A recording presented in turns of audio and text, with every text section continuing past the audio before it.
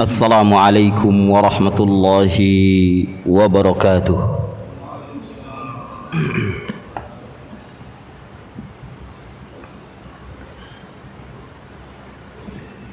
Alhamdulillah,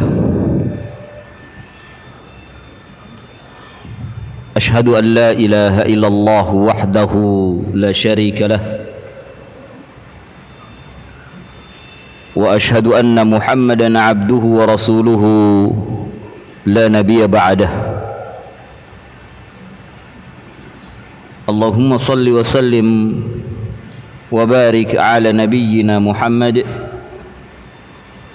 wa ala alihi wa ashabihi ajma'in, amma ba'd. Ikhwani fillah, a'azzani Allah wa iyyakum.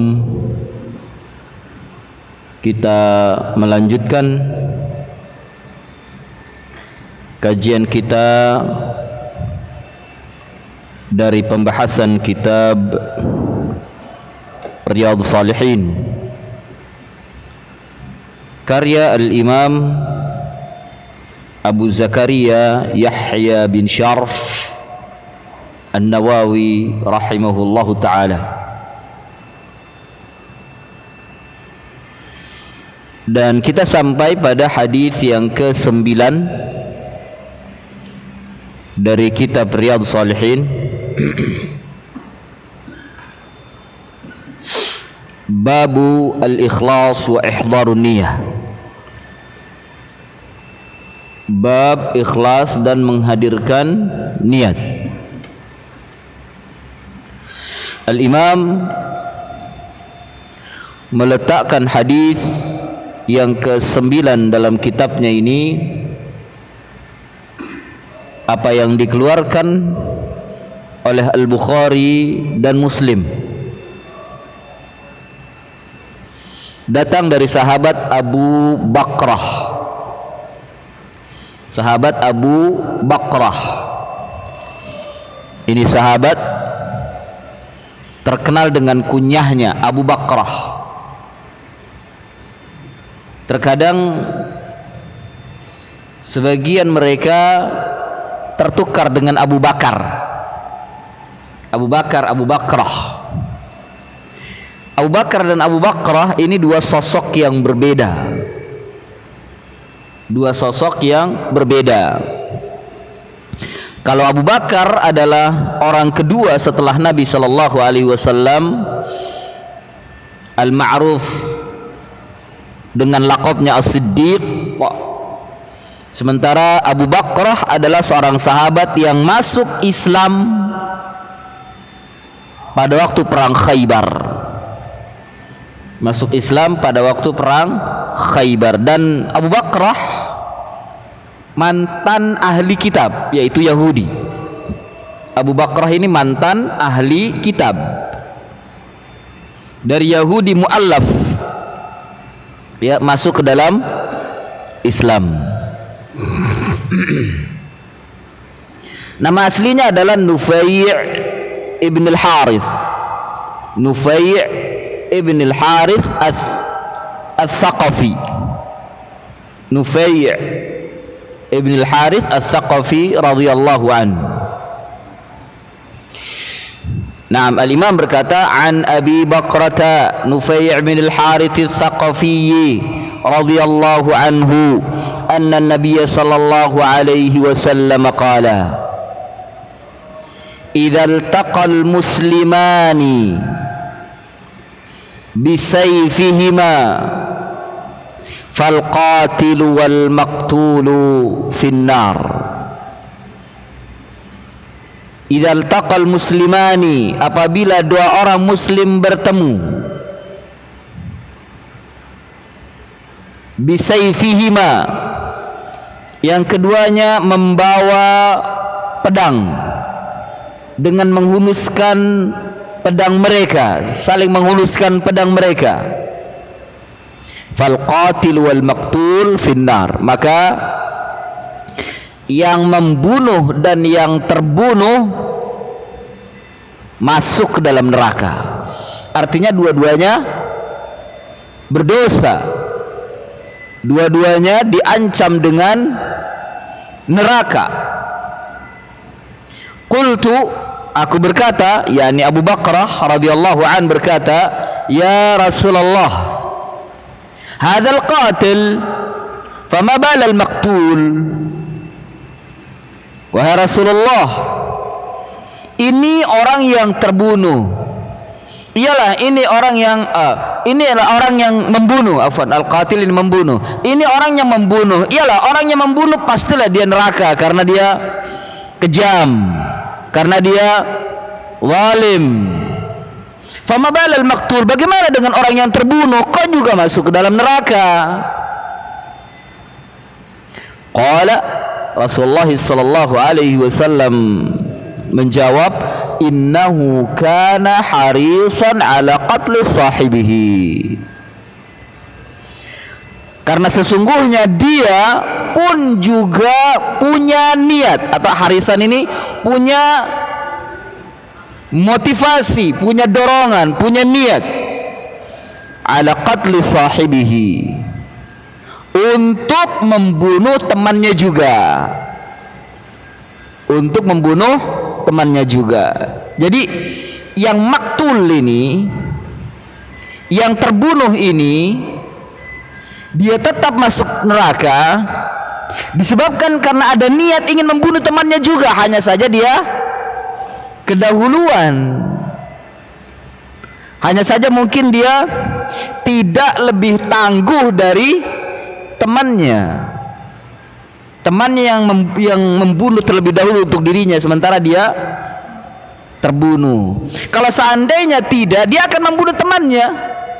Jadi dua-duanya ini, ya, dua muslim ini, dua-duanya ini ada niat di dalamnya untuk membunuh. Nah, ini yang diperhitungkan oleh Allah Azza wa Jalla, sehingga Nabi mengatakan al-qatil wal maqtul finnar. Al-qatil yang membunuh dan yang terbunuh di neraka. Disebabkan karena apa? Disebabkan karena niat mereka masing-masing. Bahkan mungkin yang qatil ini, yang membunuh, dia mendapatkan dua dosa besar. Yang pertama, maksud dari niatnya, dosa dari niatnya. Yang kedua, dari realisasi apa yang dia niatkan tadi. Sementara yang terbunuh dia hanya satu, tapi tetap masuk dalam neraka, yaitu dia hanya mendapatkan niat. Kalau bahasa kita, dia lagi apes lah ya, tapi dia udah punya niat untuk membunuh, tapi apesnya dia terbunuh. Kalah jago, kalah tangguh, kalah tangkas terhadap lawannya dari seorang muslim juga. Ya, mungkin yang jadi soal, apakah neraka yang mereka masuki, yang dua-duanya masuk neraka, maka kedua-duanya kekal di neraka? Al-jawab, tidak. Kalau memang mereka tidak murtad dalam pertikaian mereka, mereka hanya terjebak ke dalam dosa besar saja, tidak sampai pada derajat keluar dari Islam. Nah, ini yang bisa jadi dua-duanya masuk ke dalam neraka, tapi sesuai dengan kehendak Allah, tidak kekal, hanya sesuai dengan kehendak Allah. Jika Allah menghendaki untuk mengampuninya, maka dia akan diangkat dari neraka dan dimasukkan ke dalam surga, disebabkan karena ada setitik keimanan dalam hatinya, sesuai dengan kehendak Allah. Kalau Allah tidak menghendaki untuk mengampuni, maka mereka belum diangkat dari neraka. Ya, jadi dipahami oleh para ulama, ini dia tidak kekal karena dia muslim. Beda kalau seorang muslim membunuh kafir, maka dia dikatakan sebagai kalau seandainya dalam perang, ya, kalau dalam perang dia dikatakan sebagai mujahid. Kafir lah yang masuk ke dalam neraka. Tapi kalau seandainya dia terbunuh oleh kafir dalam keadaan perang, dia syahid. Dia syahid dan masuk ke dalam surga. Yang jadi permasalahan adalah kalau seandainya muslim dengan kafir bertikai, tapi kafir ini zimmi, ya, zimmi, maka tetap dia dilindungi oleh negara. Dan membunuh kafir zimmi itu dosa besar, dan dia juga akan terancam dengan neraka. Karena kafir zimmi itu dilindungi oleh Allah dan Rasulnya, tidak boleh diganggu. Tapi kalau muslim ini terbunuh oleh orang kafir, ya dia syahid. Apalagi kalau dalam rangka mempertahankan haknya, dibunuh oleh orang kafir, kafir zimmi, maka kafir zimmi ini ya diadili oleh pemerintah muslim, bisa jadi qisas. Seperti itu. Ini dua orang muslim bertemu dengan pedangnya, mereka bertikai saling membunuh, maka antara yang membunuh dan yang terbunuh itu masuk ke dalam neraka.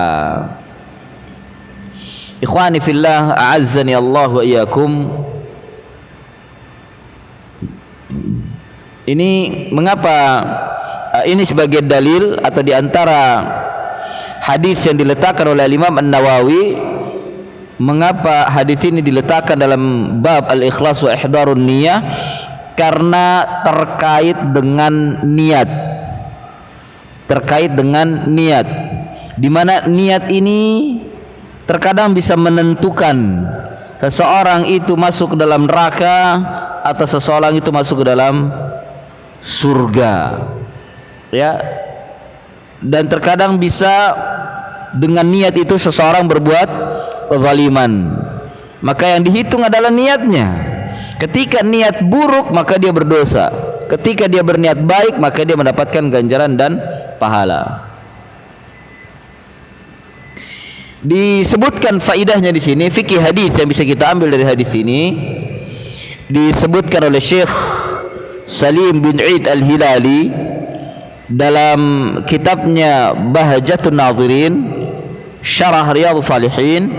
Beliau mengatakan, man azama ala ma'siyatin biqalbihi wa watana nafsuhu 'alaiha bashara bi asbabiha istahaqqa al-'uqubah.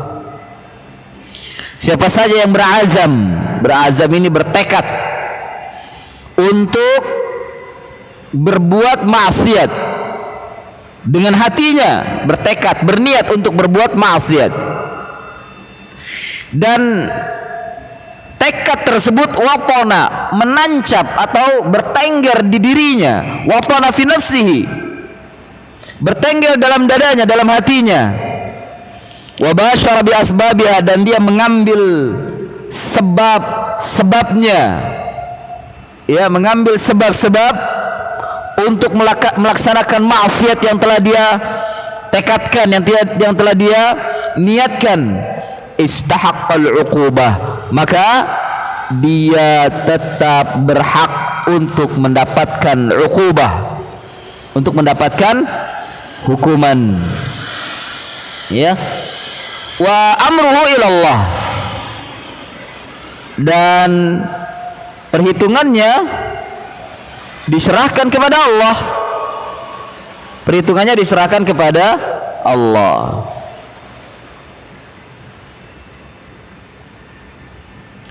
Meskipun dia hanya berniat, tapi perhitungan hatinya itu diserahkan kepada Allah. Insya'a 'adzabahu wa insya'a 'afa anhu. Jika Allah menghendaki untuk azabnya, dan jika tidak maka Allah akan mengampuninya. Maka disebutkan di sini, hendaklah kita menjaga hati kita, ya, menjaga hati.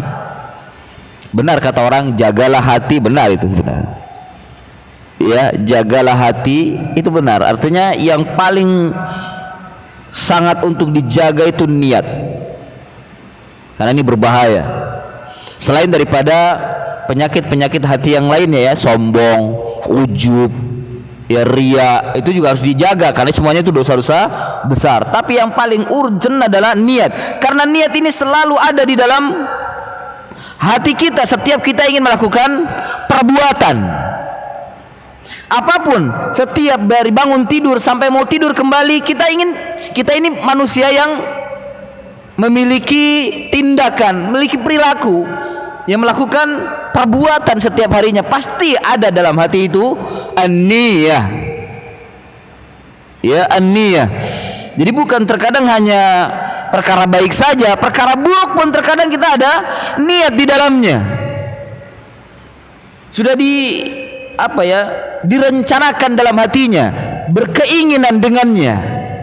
Itu meskipun mungkin keinginannya tidak tercapai, itu yang akan dinilai oleh Allah. Keinginannya itu yang akan dinilai oleh Allah. Kalau keinginan buruk, Allah Subhanahu wa taala akan memberikan perhitungan. Insya'a 'adzabahu wa insya'a 'afa anhu. Kalau Allah berkehendaki untuk menghukumnya, maka Allah akan menghukumnya. Kalau Allah menghendaki untuk mengampuninya, maka Allah akan mengampuninya.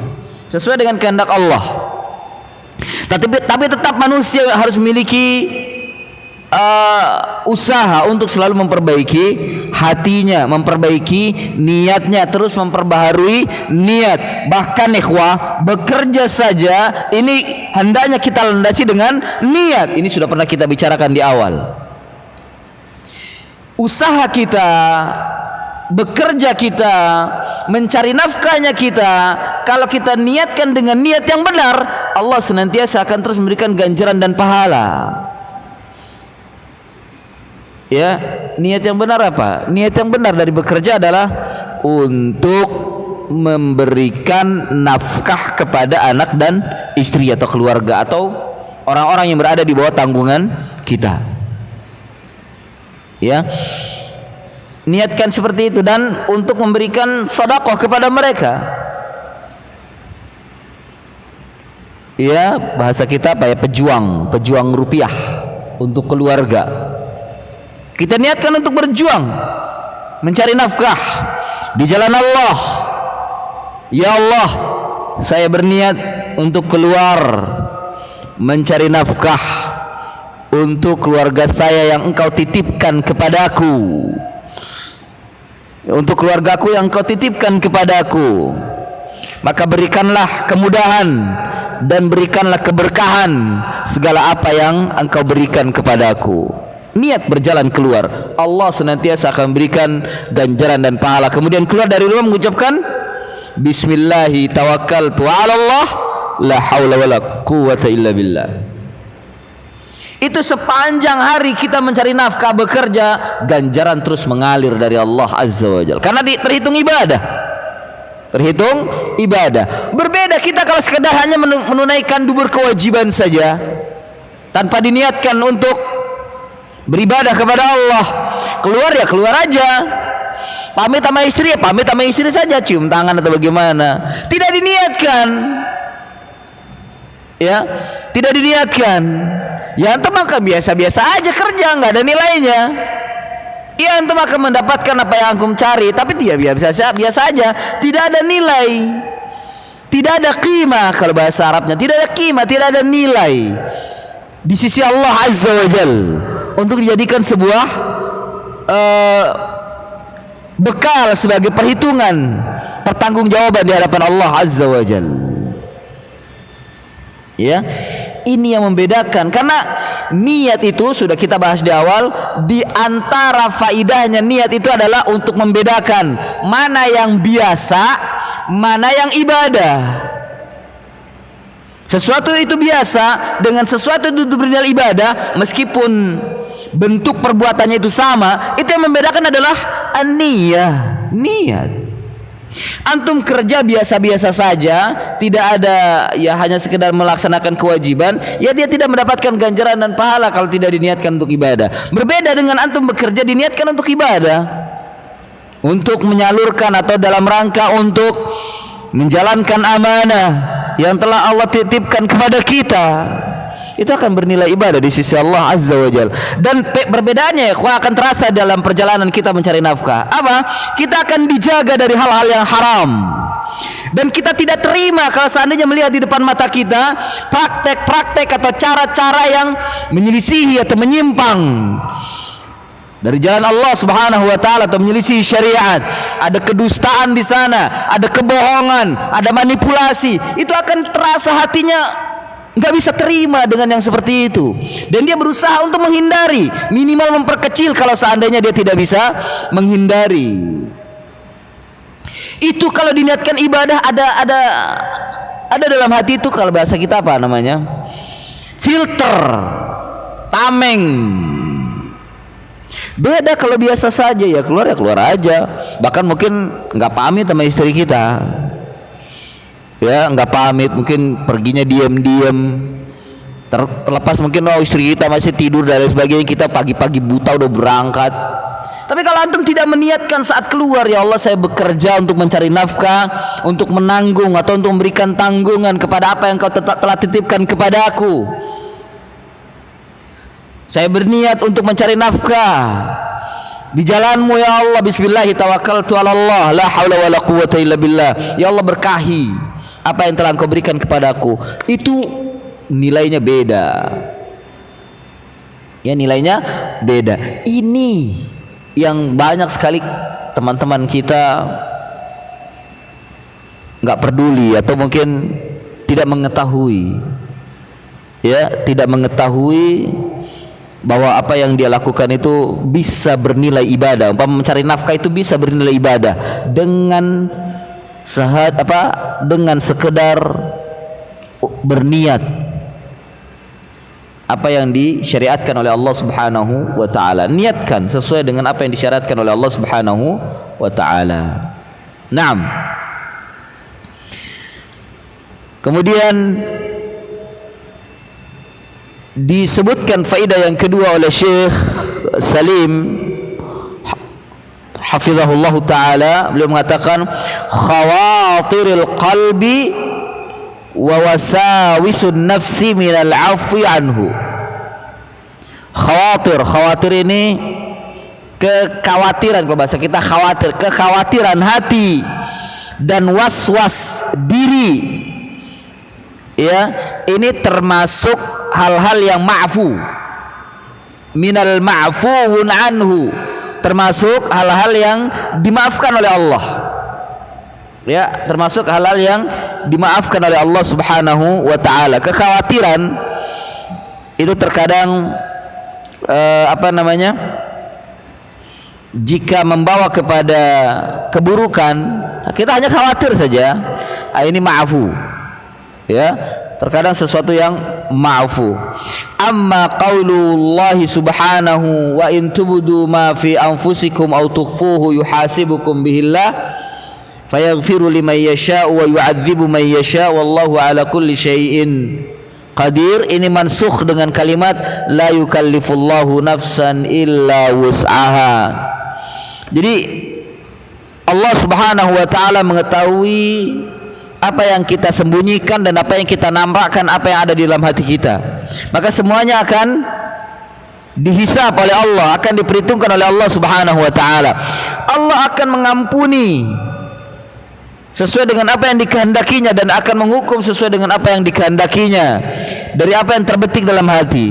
Nah, ayat ini kata Syekh Salim bin Id al-Hilali itu mansukh dengan la yukallifullahu nafsan illa wus'aha ila akhirih.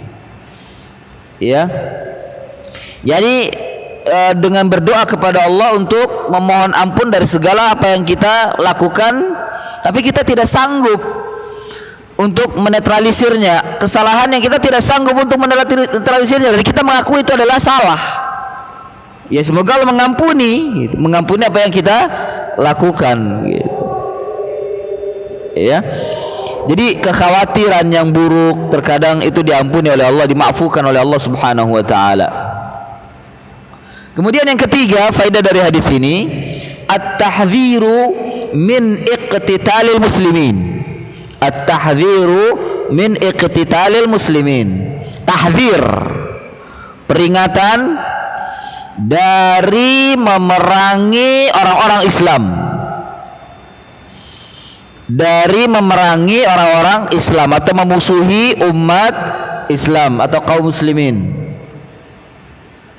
Atau kita berhati-hati, ya peringatan berhati-hati untuk tidak bermusuhan sesama muslim, untuk tidak saling berperang sesama muslim, untuk tidak berpecah sesama muslim. Mengapa? Li'anna dzalika yuaddi ila dha'fihim. Li'anna dzalika yuaddi ila dha'fihim. Karena yang demikian itu akan membawa kepada kelemahan mereka. Perpecahan atau pertentangan atau pertikaian sesama muslim ini akan membuat persatuan kaum muslimin menjadi lemah. Ya, menjadi lemah. Makanya Islam sangat-sangat mewanti-wanti jangan sampai terjadi permusuhan. Kecuali kalau terjadi peperangan antara sunnah dengan bid'ah, itu lain lagi. Ini dikecualikan. Ya, ini akan ada penjelasannya oleh beliau nanti. Kemudian saya lanjutkan ya. Karena yang demikian itu akan membawa kepada kelemahan kaum muslimin, kelemahan mereka. Wa fasluhum, dan akan menjadi perpecahan di antara mereka. Wa sukhtullahi alaihim, dan akan menurunkan kemurkaan Allah Subhanahu wa taala kepada mereka. Ini kepada kaum muslimin. Iya. Nah, kemudian faedah yang keempat, ya. Al-muradu minal iqtitalil manhi anhu huwa ma kana 'ala dunya wa jahalan aw baghyan aw zulman aw ittiba'an lil hawa. Yang dimaksud dari berperang sesama muslim, bertikai antara muslim satu dengan yang lain, yang dilarang adalah al-manhi anhu, yang dilarang adalah makana ala dunia, berperang, berpecah, bertikai dalam apa-apa yang perkara dunia, apa-apa yang termasuk perkara dunia. Berperang sesama muslim, perebutan lahan, berperang sesama muslim, berebutan lapak, berperang sesama muslim, dan lain sebagainya. Ya, hanya perkara dunia, berebutan apa? Harta, uang, berebutan pendapatan, bertikai hanya karena dunia. Ya, hanya karena dunia. Ya, mungkin antara satu dengan yang lainnya menzalimi, au bagian, atau disebabkan karena bagi itu kebencian, berperang karena kebencian. Ya, benci antara satu dengan yang lainnya, benci seorang muslim benci terhadap kaum muslimin di RT 1 dengan kaum muslimin di RT 2. Membenci kaum muslimin RT 1, RT 2 sama-sama muslim. Kemudian RT 1 dengan RT 2 sama muslim perang hanya karena mungkin kebencian bagian, enggak suka, iri dan lain sebagainya. Ini al-zulman atau kezaliman. Kezaliman yang dimaksud adalah merampas hak orang lain tanpa hak dalam masalah dunia. Au ittiba'an lil hawa, atau mungkin disebabkan karena ia mengikuti hawa nafsu. Bertikai sesama muslim yang seperti ini al-manhi anhu, itu dilarang. Itu dilarang. Ya, adapun kalau yang dimaksud adalah nusratul haq, bertikai nusratul haq dalam rangka membela kebenaran, ya, seperti memerangi ahlul bid'ah yang dia memerangi pemerintah dan lain sebagainya, atau bagi ini orang-orang yang bukan bugot, maksud saya bugot, orang-orang yang memberontak. Maka yang seperti ini nusratul haq, yang seperti ini tidak dilarang. Ya, tidak dilarang memerangi ahli bid'ah, sebagaimana Ali bin Abi Thalib memerangi Khawarij, memerangi orang-orang Haruri yang berpaham Khawarij, diperangi oleh Ali bin Abi Thalib. Sebagaimana juga Abu Bakar As-Siddiq memerangi orang-orang yang mengingkari atau tidak mau membayar zakat, diperangi. Ya, meskipun mereka mengaku muslim, meskipun mereka salat. Seperti juga sebagian kaum muslimin memerangi Syiah, diperangi Syiah itu, ya. Nah, ini nusratul haq, maka boleh, karena muslim-muslim yang memiliki pemahaman selain daripada pemahaman para sahabat, apa yang kita kenal dengan muslim-muslim yang berada di atas kebid'ahan mereka, dan mereka mempertahankan bahkan sampai melakukan kezaliman kaum muslimin yang berada di atas sunnah, melakukan pembelaan, fahadza nusratul haq, maka ini menolong kebenaran, dalam rangka menolong kebenaran. Atau seperti amir, sultan atau khalifah memerangi para pemberontak muslim, tapi dia memberontak,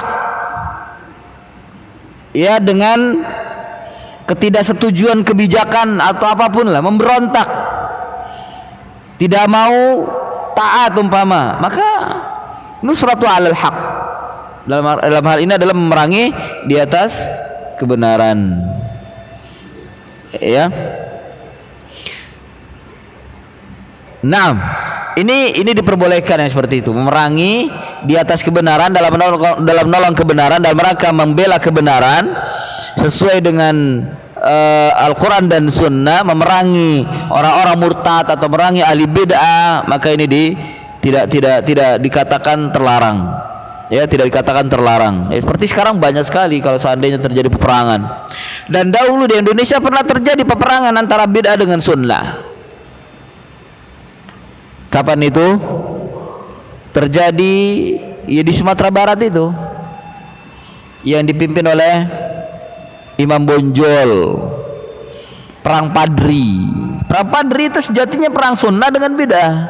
Hanya saja ahli bid'ah ini ditunggangi oleh Belanda pada waktu itu, ditunggangi oleh penjajah, sehingga mereka melakukan tipu daya pada Imam Bonjol ini di atas sunnah. Bahkan ada yang mengatakan bahkan Buya Hamka menulis biografinya, dia belajar dengan para ulama di Timur Tengah ala manhaj sunnah, di atas manhaj sunnah.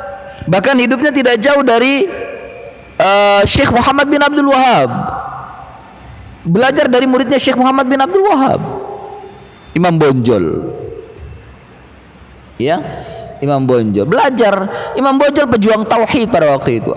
Di sana dikompori, terjadi peperangan antara sama muslim, ya. Tapi yang satunya ini alal bid'ah, kan orang-orang tasawuf, orang-orang para ubadul kubur, orang-orang sufi yang menyembah para wali, sujud di hadapan wali, apalagi yang sudah mati. Ini orang bilang katanya kaum tradisi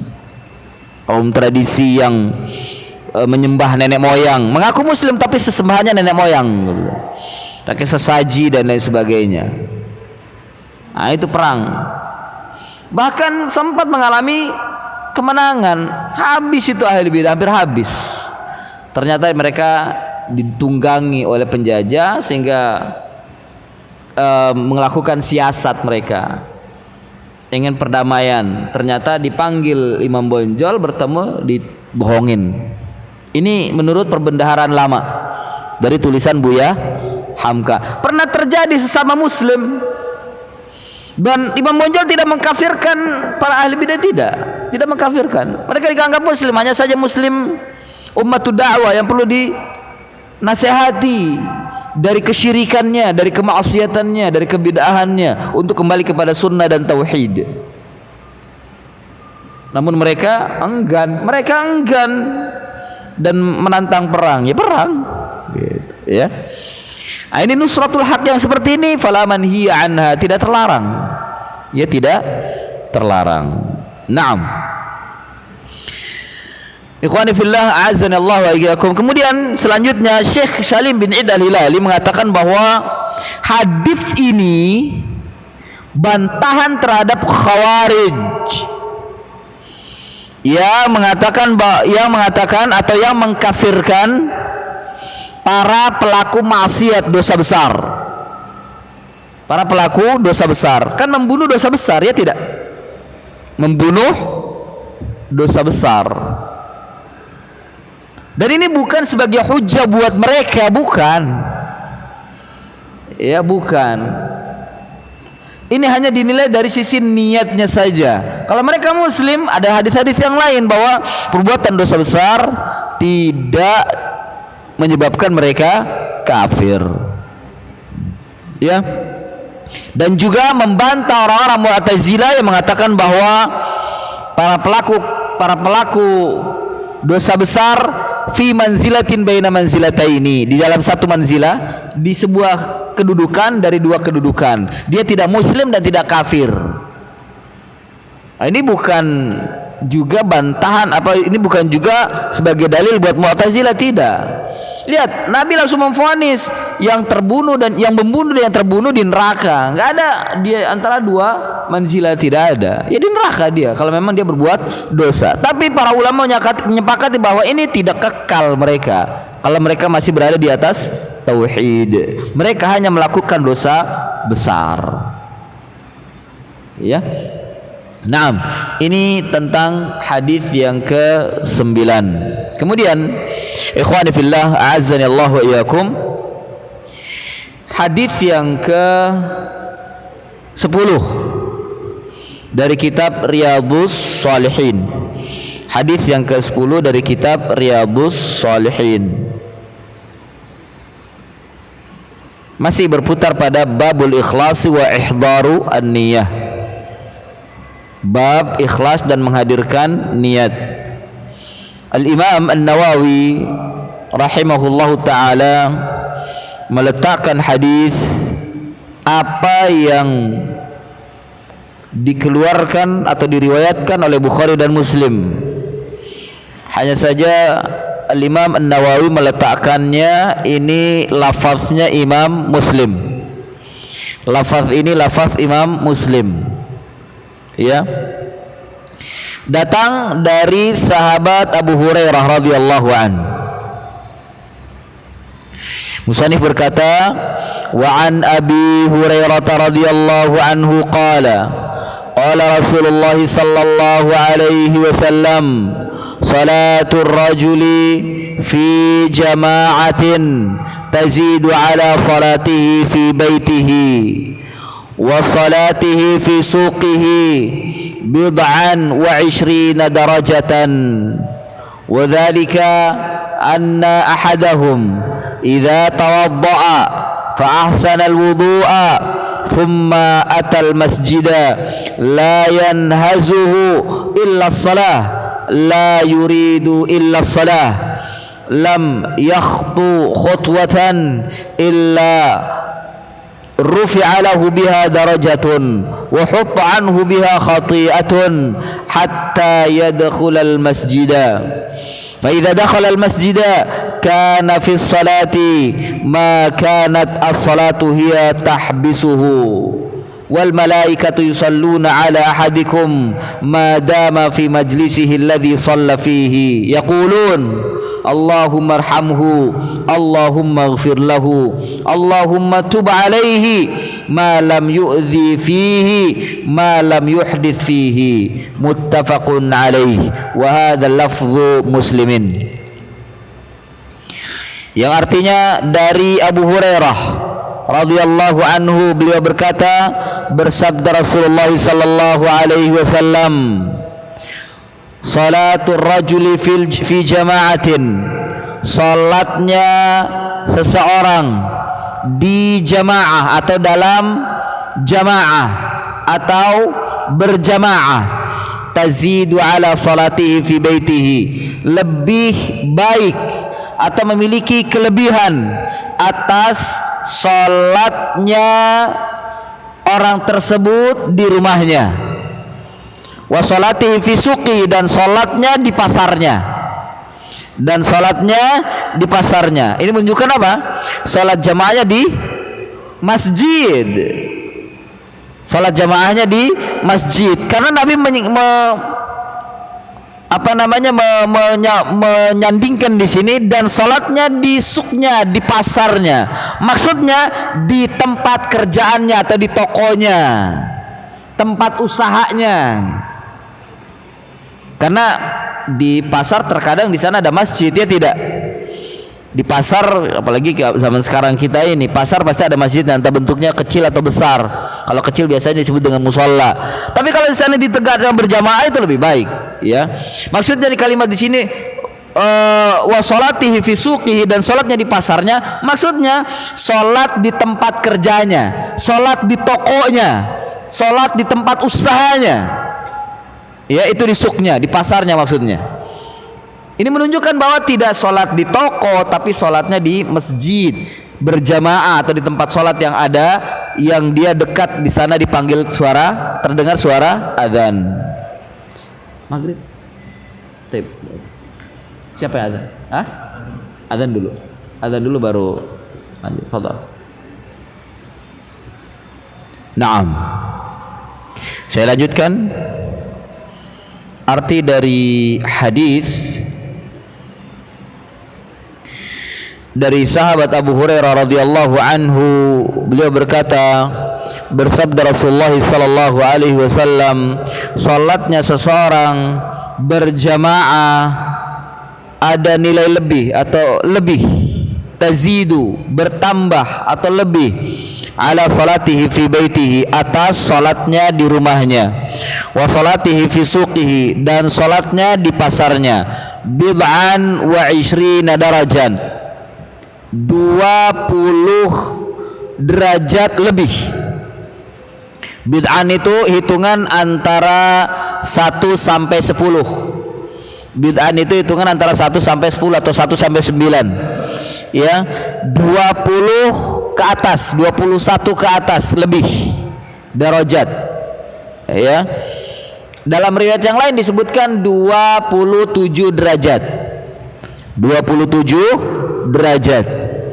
Wadzalika, yang demikian itu, yakni yang demikian itu bisa akan didapat 20 derajat, anna ahadahum idza tawaddaa fa ahsanal wudu. Ini dilakukan oleh seseorang di antara mereka apabila berwudu dan ia memperbaiki wudunya. Fa ahsanal wudu, memperbaiki wudunya. Tentunya wudu yang baik adalah wudu yang mencontoh wudunya Rasulullah sallallahu alaihi wasallam. Sifat wudu Nabi sallallahu alaihi wasallam, bukan wudu yang dikarang sendiri atau bukan wudu yang ikut-ikutan sendiri, tidak. Wudu yang berdasarkan dengan ilmu. Dan ilmu yang dimaksud adalah contoh dari Rasulullah sallallahu alaihi wasallam. Fa ahsanal wudu. Thumma atal masjidah, kemudian dia mendatangi masjid. La yanhazuhu illa salah, dan tidak ada yang dia tuju, tidak ada yang dia niatkan kecuali hanya salat. Ya, tidak ada yang dia niatkan, tidak ada yang dia tuju, tidak ada yang terungkapkan dari hatinya kecuali hanya salat, kecuali hanya niat untuk salat. Ini menunjukkan kalau ada niat-niat yang lain maka tercemari niatnya, ya. Jadi datang ke masjid bukan niat untuk dagang, bukan niat untuk hanya sekedar bertemu dengan teman, tapi dia datang ke masjid memang niatnya untuk sholat, maka dia akan mendapatkan ini 27 derajat ganjarannya. La yuridu illa shalah, ini penekanan, ya. Ini penekanan, takkid namanya. Tidak diinginkan kecuali hanya salah. Dia tidak menginginkan kecuali hanya salat. Lam yakhtu khutwatan illa raf'u lahu biha darajah. Tidaklah dia melangkah dengan satu langkah melainkan akan diangkat baginya 1 derajat. 1 langkah 1 derajat. Bayangkan ya ikhwah, kalau seandainya jarak dari rumah kita ke masjid itu ada 500 atau 1000 langkah, berarti setiap hari kita melangkah ke masjid itu diangkat 1000 derajat oleh Allah. Kalau seandainya 1000 langkah atau 500 derajat oleh Allah, atau mungkin 100 derajat oleh Allah. Setiap langkah, 1 langkah itu 1 langkah, bukan 1 langkah 2 bukan. Hitungan 1 langkah adalah ketika kita melangkahkan kaki kiri 1 langkah, ketika kita melangkah kaki kanan itu 1 langkah. Jadi setiap langkah 2 langkah. kiri kanan itu 2 langkah. Dan bila terhitung 100, setiap 1 langkah diangkat 1, maka kita akan terangkat menjadi 100 derajat. Ya. Ini yang dikatakan oleh Nabi, lam yakhtu khutwatan illa rufi'a lahu biha darajah. Tidaklah setiap 1 langkah melainkan Allah akan mengangkatnya 1 derajat. Wa khutba anhu biha khati'ah. Bukan hanya itu, selain diangkat derajatnya 1, dihapus 1 kesalahan atau dosa. Jadi derajat 1 diangkat, kesalahan dihapus jadi ke bawah. 1 langkah lagi diangkat 1 derajat, kesalahan dihapus lagi. Jadi antara kesalahan dengan derajatnya itu mulai jauh dan mulai terhapus. Hatta yadkhulal masjid, sampai dia masuk ke dalam masjid. Fa idza dakhala al masjid, dan apabila dia telah masuk ke dalam masjid, kana fi salati, maka nanti salatu hiya tahbisuhu, maka dia selama itu berada di dalam salatnya. Ya, berada di dalam salatnya selama selama salat yang menahannya. Lihat, bukan yang lainnya, tapi selama salat yang menahannya. Dia berada di sana hanya sekedar menunggu salat. Dia tidak bisa kemana-mana kecuali hanya sekedar menunggu salat, ditahan dengan salatnya. Kemudian bukan hanya itu, ketika dia berada di dalam masjid, wal malaikatu yusalluna ala ahadikum, dan malaikat itu memberikan sholawat atas salah seorang di antara kalian, madama fi majlisihi, selama dia berada di tempat duduknya. Malaikat bersolawat ya ikhwah. Sholawatnya malaikat ditafsirkan oleh para ulama, ini adalah ampunan, permohonan ampun kepada Allah Azza wa Jalla. Ya, sholawatnya malaikat kepada hamba-hamba Allah Azza wa Jalla adalah permohonan ampunnya kepada Allah Subhanahu wa taala. Ya, yusalluna ala ahadikum madama fi majlisihi alladhi shalla fihi, yang dia salat di dalamnya. Wa yaqul, mereka berkata, Allahumma arhamhu, ya Allah kasihani dia, atau ya Allah sayangi dia. Allahumma ighfir lahu, ya Allah ampuni dia. Allahumma tub alaihi, Allah berikan taubat atasnya. Malam yu'dhi fihi, selama dia berada di masjid itu, duduk, tidak mengganggu atau tidak terganggu. Tidak mengganggu, yakni mengganggu temannya atau mengganggu yang lain, atau dia tidak terganggu oleh temannya. Malam yuhdits fihi, selama dia tidak berhadas, selama masih suci dan tidak berhadas, yakni batal wudunya. Ya, batal wudunya, maka malaikat terus mengampuni. Mungkin yang jadi soal, bagaimana Ustadz kalau seandainya dia tetap di masjid dan batal lalu dia memperbarui wudunya? Ya, tetap dia akan kembali mendapatkan ganjaran atau mendapatkan salawat dari malaikat, doa dari malaikat. Tapi yang jadi masalah adalah dia sudah berhadas tapi tidak segera untuk memperbaiki wudunya, yaitu berhenti malaikat untuk memberikan salawat. Dia duduk di masjid, kemudian dia mungkin ada temannya, dia mengganggu atau terganggu oleh temannya, lalu ngobrol, batal dia, berhenti malaikat untuk mendoakan, berhenti malaikat untuk memberikan salat padanya, sampai dia memperbaharui lagi wudu dan duduk diam lagi, malaikat bersolawat lagi, malaikat memohonkan ampun lagi, malaikat mendoakan lagi. Tapi kalau dia berhenti artinya batal dan dia mengganggu teman atau terganggu oleh teman, malaikat berhenti. Ya, karena di sini kalimatnya madama atau malam yu'dhi fihi malam yahduts atau yuhdits fihi, selama dia tidak mengganggu atau tidak terganggu dan selama tidak berhadas. Jadi selama itu malaikat mendoakan. Tapi kalau ada ini dia mengganggu atau terganggu atau dia berhadas, malaikat berhenti untuk mendoakan. Ya. Nah, ini tentang keutamaan kita berada di masjid dan diam menunggu salat, karena saat menunggu salat kita terhitung sebagai orang yang salat. Ikhwani fillah, azani Allah wa iyyakum. Ini hadis yang ke-10. Fa insyaallah kita akan mengambil faidah yang begitu mulia dari hadis ini pada pertemuan akan datang insyaallah taala. Wa sallallahu ala nabiyyina Muhammadin wa ala alihi wa sahbihi wa barik wa sallam. Subhanaka Allahumma wa bihamdika asyhadu an la ilaha illa anta astaghfiruka wa atubu ilaik. Wa akhiru da'wana anil hamdulillahi rabbil alamin. Wassalamu alaikum warahmatullahi wabarakatuh.